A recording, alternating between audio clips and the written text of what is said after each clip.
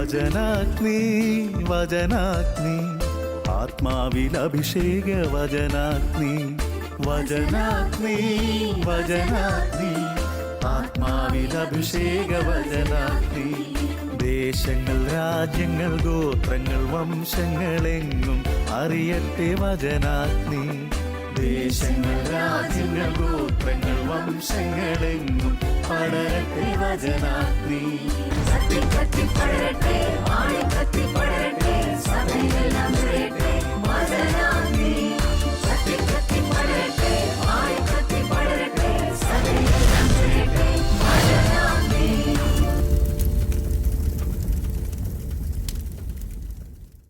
ഈശോയുടെ സ്നേഹമുള്ള പ്രിയ സഹോദരി സഹോദരന്മാരെ, ഏവർക്കും വചനാഗ്നി ശുശ്രൂഷയിലേക്ക് ഈശോയുടെ നാമത്തിൽ ഹൃദ്യമായ സ്വാഗതം. എല്ലാവരെയും ഈശോ സമൃദ്ധമായി അനുഗ്രഹിക്കട്ടെ, ദൈവരാജ്യത്തിൻ്റെ മക്കളായി ജീവിക്കാൻ സഹായിക്കട്ടെ എന്ന് ആത്മാർത്ഥമായിട്ട് പ്രാർത്ഥിക്കുന്നു. എല്ലാവർക്കും ഒരു നിമിഷം കണ്ണുകൾ അടച്ച് നന്നായിരിക്കുന്നിടത്ത് ഒരാത്മീയ അഭിഷേകം നിറയുവാൻ പ്രാർത്ഥിക്കാം. നിങ്ങൾ ദൈവത്തിൽ നിന്നുള്ളവരാണ്. ദൈവം നിങ്ങളിൽ വസിക്കുന്നു.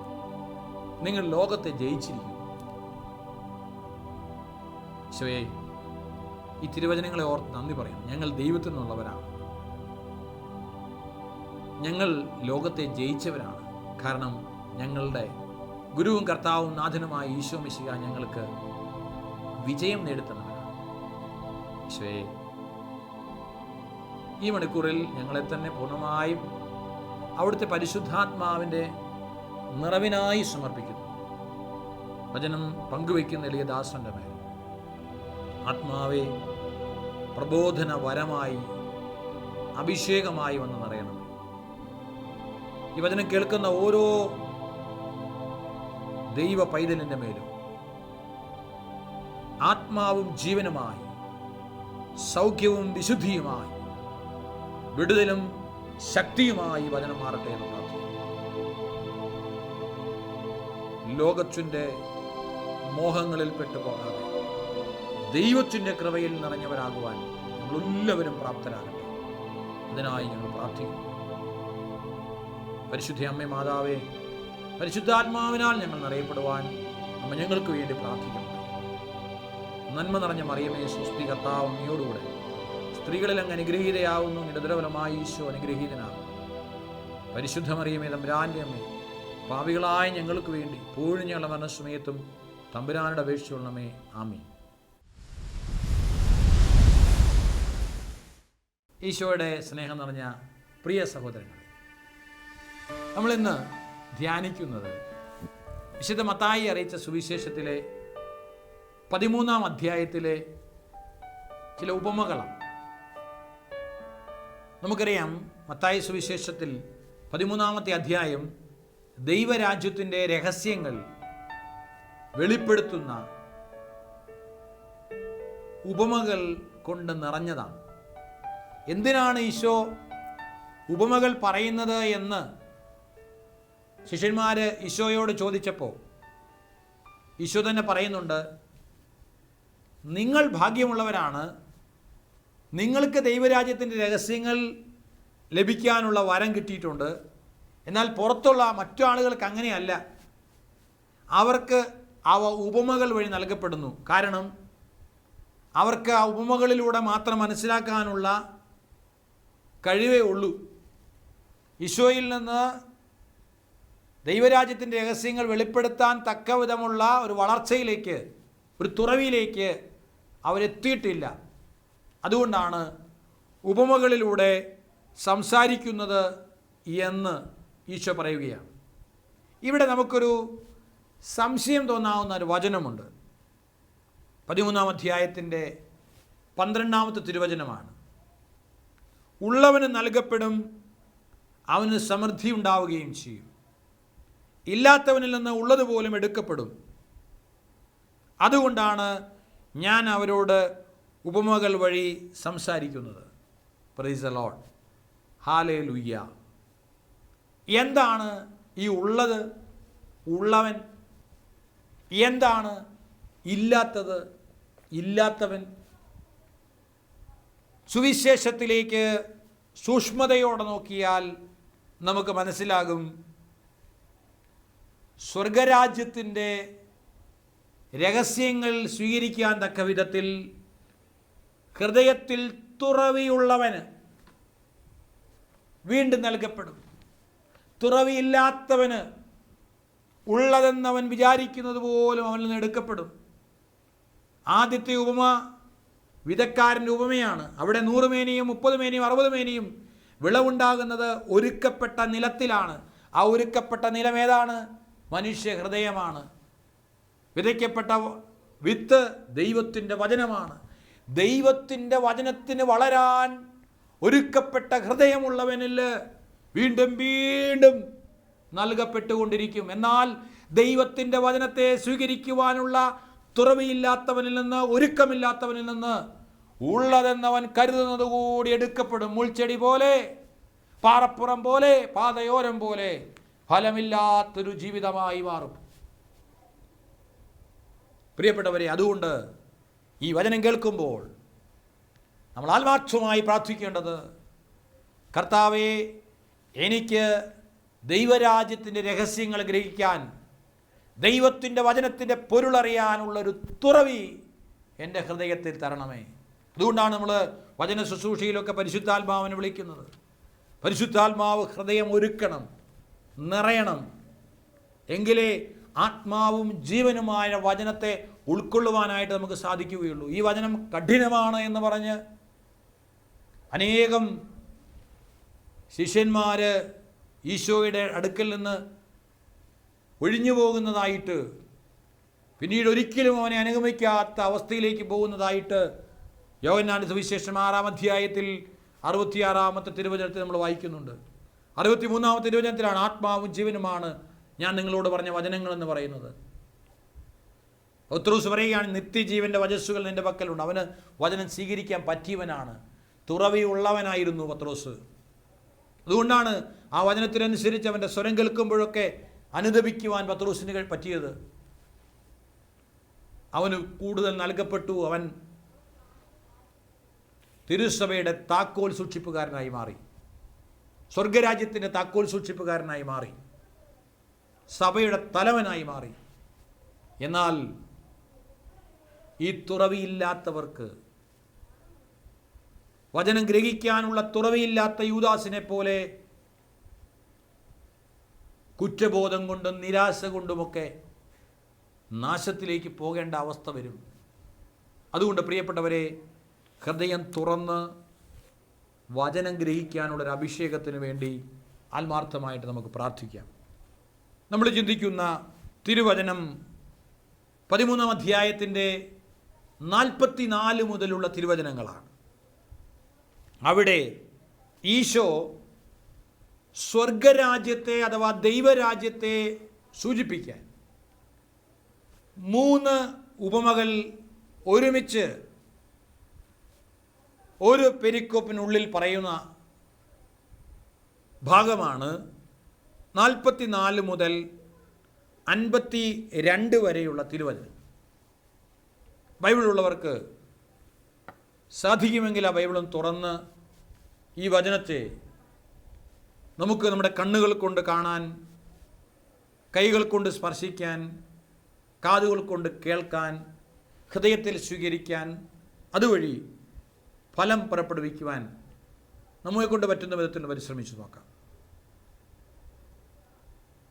ഒന്നാമത്തെ സൂചന, സ്വർഗരാജ്യം വയലിൽ ഒളിച്ചു വച്ചിരിക്കുന്ന നിധിക്ക് തുല്യം.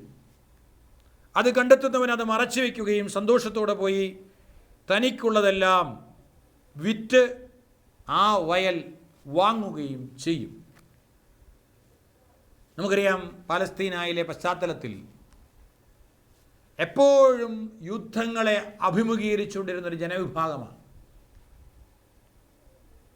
അന്ന് ഇന്നത്തെ പോലെ ബാങ്കുകളോ ലോക്കറുകളോ ഒന്നുമില്ല. അവരുടെ നിക്ഷേപങ്ങളൊക്കെ അവർ സൂക്ഷിച്ചിരുന്നത് വലിയ ഭരണിയിലൊക്കെ ആക്കി മണ്ണിൽ കുഴിച്ചിട്ടിട്ടാണ്. എന്തിനേറെ, നമുക്ക് ബൈബിളിൻ്റെ കയ്യെഴുത്ത് പ്രതികൾ പോലും കിട്ടിയത് ഇതുപോലെ ഗവേഷണങ്ങൾ നടത്തിയപ്പോൾ മണ്ണിനടിയിൽ സുരക്ഷിതമായി. കാരണം മതമർദ്ദനങ്ങളൊക്കെ വന്നപ്പോൾ ദൈവത്തിൻ്റെ വചനമാണ്, ദൈവം തന്നെയാണ് അത്രയും പൂജ്യമായി കരുതിയിരുന്നത്.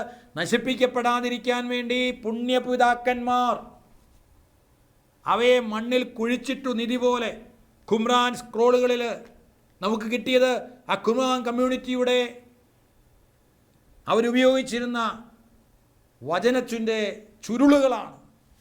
അപ്പോൾ നിധി മണ്ണിൽ സൂക്ഷിക്കുന്നൊരു പതിവാണ് അന്നത്തെ കാലഘട്ടത്തിൽ ഉണ്ടായിരുന്നത്. കാരണം വേറെ ബാങ്കുകളോ കമ്പ്യൂട്ടറോ സോഫ്റ്റ്വെയറുകളോ ഒന്നും വന്നില്ലായിരുന്നു.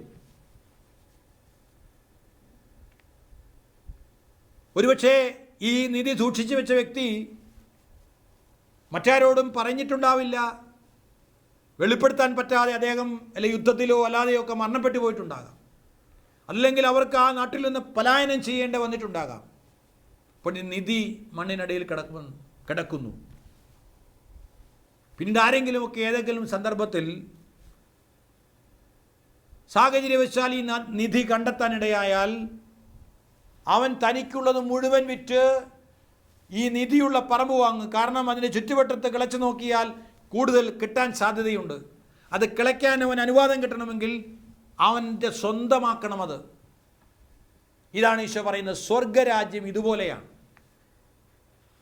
ഇതൊരു വലിയ നിധിയാണ് എന്ന ബോധ്യത്തോടുകൂടി അത് സ്വന്തമാക്കാൻ വേണ്ടി നിനക്കുള്ളതെല്ലാം, ബാക്കിയുള്ളതെല്ലാം നീ വിൽക്കണം. സ്വയം പരിത്യജിച്ച് കുരിശെടുത്ത് എൻ്റെ പിന്നാലെ വരണം. എല്ലാം ഉപേക്ഷിക്കാതെ എൻ്റെ ശിഷ്യനാവുക സാധ്യമല്ല എന്ന് പറഞ്ഞാൽ എന്താണ്? സ്വജീവനെ തന്നെ വെറുക്കാതെ എന്ന് പറഞ്ഞാൽ അതിൻ്റെ അർത്ഥം എന്താണ്? സ്വന്തം പിതാവിനെയോ മാതാവിനെയോ പുത്രനെയോ പുത്രിയോ സഹോദരനെയോ സഹോദരിയോ എന്നല്ല, സ്വജീവനെ തന്നെ വെറുക്കാതെ എന്ന് ഈശോ പറയുമ്പോൾ വെറുപ്പ് എന്നത് ഈശോ നമ്മൾ ഉപയോഗിക്കുന്ന അർത്ഥത്തിലല്ല. ശത്രുക്കളെ പോലും സ്നേഹിക്കണമെന്ന് പറഞ്ഞ ഈശോ സ്വന്തം ജീവനെയും സ്വന്തം മാതാപിതാക്കളെയും സഹോദരങ്ങളെയും വെറുക്കണമെന്ന് പഠിപ്പിക്കുമോ? ആ പദത്തിൻ്റെ അർത്ഥം സ്നേഹിക്കുന്നതിനേക്കാൾ സ്നേഹിക്കാതിരിക്കുക എന്നതാണ്. എന്ന് പറഞ്ഞാൽ ഈശോയേക്കാൾ, ദൈവരാജ്യത്തേക്കാൾ പിതാവിനെയോ മാതാവിനെയോ ഭാര്യയെയോ ഭർത്താവിനെയോ മക്കളെയോ സഹോദരങ്ങളെയോ സ്വന്തം ജീവനെയോ സ്നേഹിക്കരുത്. നീ സ്നേഹിക്കേണ്ടത്, നിന്റെ സ്നേഹത്തിൻ്റെ ഒബ്ജക്റ്റായി മാറേണ്ടത് ദൈവമാണ്. ദൈവത്തോടുള്ള സ്നേഹം നിൻ്റെ ഉള്ളിൽ നിറയണം. അതായിരിക്കണം നിൻ്റെ ജീവിതത്തിൻ്റെ സർവ്വത്തിൻ്റെയും അടിസ്ഥാനം. ആ സ്നേഹത്തേക്കാൾ അധികമായി നീ നിൻ്റെ ഭർത്താവിനെ സ്നേഹിച്ചുകൂടാ, അപ്പനെ അമ്മയെ സ്നേഹിച്ചുകൂടാ, ഭാര്യയെ സ്നേഹിച്ചുകൂടാ, മക്കളെ സ്നേഹിച്ചുകൂടാ, സഹോദരങ്ങളെ സ്നേഹിച്ചുകൂടാ, നിൻ്റെ ജീവനെ തന്നെ സ്നേഹിച്ചുകൂടാ. നിനക്ക് നിധി ദൈവമായിരിക്കണം. ബാക്കിയുള്ളതെല്ലാം ഉപേക്ഷിച്ച് ആ ദൈവത്തെ സ്വന്തമാക്കാൻ, ആ ദൈവത്തിന് പ്രഥമ സ്ഥാനം കൊടുക്കാൻ നീ തയ്യാറാവണം. എന്ന് പറഞ്ഞാൽ ഒരു തിരഞ്ഞെടുപ്പ് വന്നാൽ ഓപ്ഷൻ മുമ്പിൽ നിൽക്കുമ്പോൾ ദൈവത്തെ എടുക്കണോ എൻ്റെ ജീവനെ എടുക്കണോ? രക്തസാക്ഷികൾ മുഴുവൻ നമ്മുടെ മുമ്പിൽ കാണിച്ചു തരുന്ന മാതൃക, അവർ സെലക്ട് ചെയ്തത് ദൈവത്തെയും ദൈവരാജ്യത്തെയുമാണ്. സ്വന്തം ജീവൻ വിട്ടുകൊടുത്തു, സ്വന്തം മാതാപിതാക്കളെ വിട്ടു, സഹോദരങ്ങളെ, ജീവിത പങ്കാളിയെ എല്ലാം വിട്ടു ദൈവരാജ്യത്തിനു വേണ്ടി, ദൈവത്തിനു വേണ്ടി. അത് നിധിയായി കണ്ടുകൊണ്ട് മറ്റുള്ളതെല്ലാം വിറ്റ് ആ നിധി സ്വന്തമാക്കി, ആ നിധിയുള്ള പറമ്പ് സ്വന്തമാക്കി. ഇതുപോലെയാണ് ദൈവരാജ്യമെന്ന്, സ്വർഗരാജ്യമെന്ന് ഈശോ ഓർമ്മപ്പെടുത്തുകയാണ്. രണ്ടാമത്തെ ഉപമ, വീണ്ടും സ്വർഗരാജ്യം നല്ല രത്നങ്ങൾ തേടുന്ന വ്യാപാരിക്ക് തുല്യം. അവൻ വിലയേറിയ ഒരു രത്നം കണ്ടെത്തുമ്പോൾ പോയി തനിക്കുള്ളതെല്ലാം വിറ്റ് അത് വാങ്ങുന്നു. അപ്പം വിലയേറിയ ഒരു രത്നം, അതാണ് ദൈവരാജ്യം. ആ രത്നം കണ്ടെത്തുമ്പോൾ മറ്റ് രത്നങ്ങൾ, ഇവിടെയുള്ള ലോകത്തിൻ്റെ നേട്ടങ്ങളാകുന്ന രത്നങ്ങളൊക്കെയുണ്ട്. ആ രത്നങ്ങളൊക്കെ ഉപേക്ഷിച്ചിട്ട് ദൈവമാകുന്ന, ദൈവരാജ്യമാകുന്ന, സ്വർഗമാകുന്ന, സ്വർഗീയ സൗഭാഗ്യമാകുന്ന രത്നം നേടാൻ, അവിടെ നിക്ഷേപം കണ്ടെത്താൻ പരിശ്രമിക്കുന്നിടത്താണ് സ്വർഗരാജ്യം വളരുന്നത് എന്നാണ് ഈശോ പഠിപ്പിക്കുന്നത്. അപ്പം വിലയേറിയ രത്നം പോലെ, വലിയ നിധി പോലെ ദൈവത്തെയും ദൈവരാജ്യത്തെയും മാനിക്കുന്നവളായി മാറിയാലേ നീ ദൈവരാജ്യത്തിൻ്റെ മകനായി മകളായി മാറുകയുള്ളൂ. വീണ്ടും ആ ഉപമ മുന്നോട്ട് പോകുമ്പോൾ സ്വർഗരാജ്യം എല്ലാത്തരം മത്സ്യങ്ങളെയും ശേഖരിക്കാൻ കടലിൽ എറിയപ്പെട്ട വലയ്ക്ക് തുല്യമെന്നാണ് വിശേഷിപ്പിക്കുന്നത്. വല നിറഞ്ഞപ്പോൾ അവർ അത് കരയ്ക്ക് വലിച്ചു കയറ്റി. അവർ അവിടെ ഇരുന്ന് നല്ല മത്സ്യങ്ങൾ പാത്രത്തിൽ ശേഖരിക്കുകയും ചീത്ത മത്സ്യങ്ങൾ പുറത്തേക്ക് എറിയുകയും ചെയ്തു. യുഗാന്തത്തിലും ഇതുപോലെ സംഭവിക്കും. വളരെ വ്യക്തമായി ഉപമ പറഞ്ഞിട്ട് അതിൻ്റെ അർത്ഥം വിശദമാക്കി കൊടുക്കുകയാണ്. പാലസ്തീനായിലെ കടലോര ജനതയെ സംബന്ധിച്ചിടത്തോളം മീൻപിടുത്തവും അതുമായിട്ട് ബന്ധപ്പെട്ട കാര്യങ്ങളൊന്നും പറഞ്ഞാൽ മനസ്സിലാക്കാൻ പറ്റാത്തവരല്ല. വല വീശി മീൻ പിടിച്ചു കഴിയുമ്പോൾ മത്സ്യവ്യാപാരികൾക്ക് ഉപകാരപ്പെടുന്ന മത്സ്യങ്ങൾ മാത്രമേ അവർ വിൽപ്പനയ്ക്കായിട്ട് എടുക്കൂ. മൂല്യമില്ലാത്ത പാഴ് മത്സ്യങ്ങളുണ്ടാകാം. വലയ്ക്ക് കരയ്ക്ക് വലിച്ചു കയറ്റിയതിന് ശേഷം ഈ മത്സ്യങ്ങളെ തമ്മിൽ തരംതിരിക്കും, നല്ലതും ചീത്തയും. ഇതുപോലെ തരംതിരിവ് യുഗാന്തത്തിലുണ്ടാകും. ദുഷ്ടരുടെയും ശിഷ്യരുടെയും ജീവിതങ്ങളെ വിലയിരുത്തിയ ഒരു തരംതിരിവ്, നിത്യനാശത്തിലേക്കുള്ള വലിച്ചെറിയലും നിത്യരക്ഷയിലേക്കുള്ള സ്വീകരിക്കലും. ദൈവദൂതന്മാർ ദുഷ്ടന്മാരെ നീതിമാന്മാരിൽ നിന്ന് വേർതിരിക്കുകയും അഗ്നികുണ്ഡത്തിലേക്ക് എറിയുകയും ചെയ്യും. അവിടെ വിലാപവും പല്ലുകടിയുമായിരിക്കും. ഇപ്പൊ വിലാപത്തിൻ്റെ പല്ലുകടിയുടെ ഇടത്തേക്ക് പോകേണ്ടവരാണോ നമ്മൾ? വിലയേറിയ നിധി, വിലയേറിയ രത്നം കണ്ടെത്തി മറ്റെല്ലാത്തിനെയും ഉപേക്ഷിച്ച് അവന് വേണ്ടി ജീവിതം കൊടുക്കേണ്ടവരല്ലേ? അവൻ്റെ അനുയായികളാകാൻ വിളിക്കപ്പെട്ടവരല്ലേ നമ്മൾ? ഈ ലോകത്തിൻ്റെ ലൗകിക വ്യഗ്രതകളുടെ, സുഖലോലുപതയുടെ, ലോകാസക്തികളുടെ പുറകെ പോയി അഗ്നികുണ്ഡത്തിലേക്ക് എറിയപ്പെടുന്ന പാഴ് മത്സ്യങ്ങളായി മാറാൻ വിധിക്കപ്പെട്ടവരല്ല നമ്മളെന്ന് ഓർമ്മിക്കണം. അവസാനത്തിൽ ഈശോ ഇത് പറഞ്ഞാണ് ഉപമ അവസാനിപ്പിക്കുന്നത്. സ്വർഗരാജ്യത്തിൻ്റെ ശിഷ്യനായി തീർന്ന ഓരോരുത്തരും തൻ്റെ നിക്ഷേപത്തിൽ നിന്ന് പുതിയതും പഴയതും പുറത്തെടുക്കുന്ന വീട്ടുടമസ്ഥന് തുല്യൻ. നിയമജ്ഞരെക്കുറിച്ചാണത് പരാമർശിക്കുന്നതെന്ന് സുവിശേഷകൻ രേഖപ്പെടുത്തുകയാണ്. എന്ന് പറഞ്ഞാൽ തൻ്റെ നിക്ഷേപത്തിൽ നിന്ന് പുതിയതും പഴയതും പുറത്തെടുക്കുന്ന നിയമജ്ഞൻ. പഴയ നിയമവും പുതിയ നിയമവും രണ്ടും രക്ഷയുടെ വഴികൾ തന്നെയാണ്. അത് രണ്ടും പുറത്തെടുക്കുന്നവൻ ദൈവരാജ്യത്തിൻ്റെ മകനാണ്. പഴയ നിയമത്തെ മാറ്റി നിർത്തിയിട്ട് ഒരു പുതിയ നിയമമില്ല, പുതിയ നിയമമില്ലാതെ ഒരു പഴയ നിയമമില്ല. അപ്പോൾ ഈ സുവിശേഷം വായിക്കുന്ന യഹൂദ ക്രിസ്ത്യാനികളെ സംബന്ധിച്ചിടത്തോളം യഹൂദന്മാർക്ക് ഈശോ വന്നിട്ടില്ല, യഹൂദന്മാർക്ക് പുതിയ നിയമമില്ല. അപ്പോൾ സ്വർഗരാജ്യത്തിൻ്റെ മക്കളായി തീരാൻ യഹൂദൻ എന്തു ചെയ്യണം? അവൻ മാനസാന്തരപ്പെട്ട് യേശു ക്രിസ്തുവിനെ കർത്താവും രക്ഷകനുമായി സ്വീകരിക്കുന്ന പുതിയതും കൂടെ എടുക്കണം.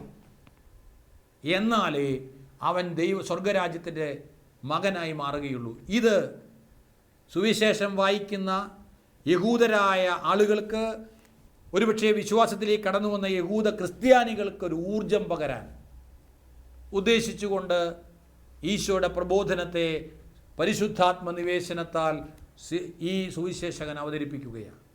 പ്രിയപ്പെട്ട സഹോദരങ്ങളെ, നമുക്ക് ഈ സുവിശേഷ പാഠങ്ങൾ നമ്മുടെ ജീവിതത്തിലേക്ക് സ്വീകരിക്കാം.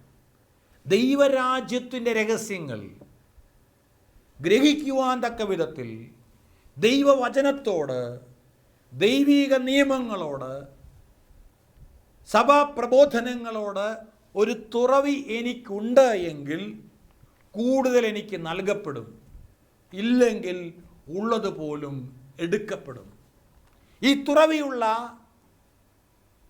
കൃപയുള്ള, അഭിഷേകമുള്ള വ്യക്തിയായി ഞാൻ മാറുമ്പോൾ എന്നെ സംബന്ധിച്ചിടത്തോളം ദൈവവും ദൈവരാജ്യവും ദൈവിക നിയമങ്ങളും വിലപ്പെട്ട നിധി പോലെയാണ്. മറ്റുള്ളതെല്ലാം ഉപേക്ഷിച്ചിട്ട് ദൈവത്തിന് ഒന്നാം സ്ഥാനം കൊടുത്തുകൊണ്ട് അവന് വേണ്ടി ജീവൻ പോലും പരിത്യജിക്കാൻ, സ്നേഹിക്കപ്പെടുന്നവന് വേണ്ടി, സ്നേഹിക്കുന്ന ദൈവത്തിനു വേണ്ടി മറ്റെല്ലാത്തിനെയും മാറ്റി നിർത്താൻ, അതിനേക്കാൾ ഉപരി മറ്റാരെയും മറ്റൊന്നിനെയും സ്നേഹിക്കാതിരിക്കാൻ ഉൾപ്രേരണയും പ്രചോദനവും ഉൾക്കൊള്ളുവാൻ കഴിയും എന്നതാണ് ദൈവരാജ്യ രഹസ്യം.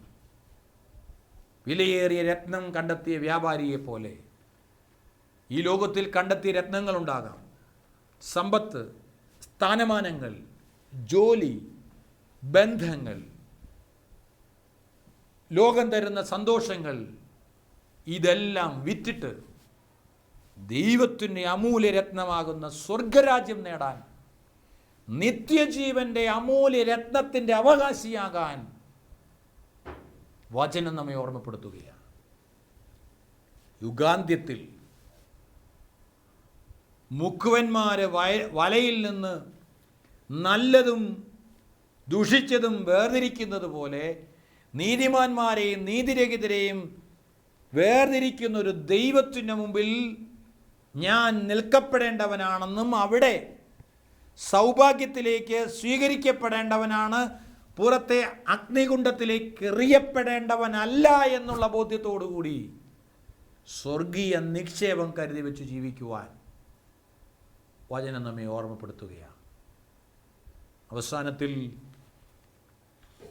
ഈശോ സൂചിപ്പിച്ചതുപോലെ സ്വർഗരാജ്യത്തിൻ്റെ ശിഷ്യനായിത്തീരുന്നവൻ അവൻ ഓരോ നിയമജ്ഞനും പഴയതും പുതിയതും എടുക്കണം. അതുകൊണ്ട് ഈ എഴുതപ്പെട്ട ദൈവത്തിൻ്റെ വചനം രക്ഷാദായകമാണ്. ദൈവത്തിൻ്റെ അനന്തമായ ശക്തിയെ, അവിടുത്തെ കരുണയെ, അവിടുത്തെ പരിശുദ്ധിയെ നമുക്ക് പകർന്നു തരുന്ന ആത്മാവും ജീവനുമായ പുതിയതും പഴയതുമായ വചനത്തിൻ്റെ ശക്തി അറിഞ്ഞ് സ്വർഗോന്മുഖരായി ജീവിക്കുവാൻ ദൈവം നമ്മെ വിളിക്കുമ്പോൾ ഹൃദയം തുറന്നു കൊടുക്കാൻ പ്രിയപ്പെട്ടവരെ.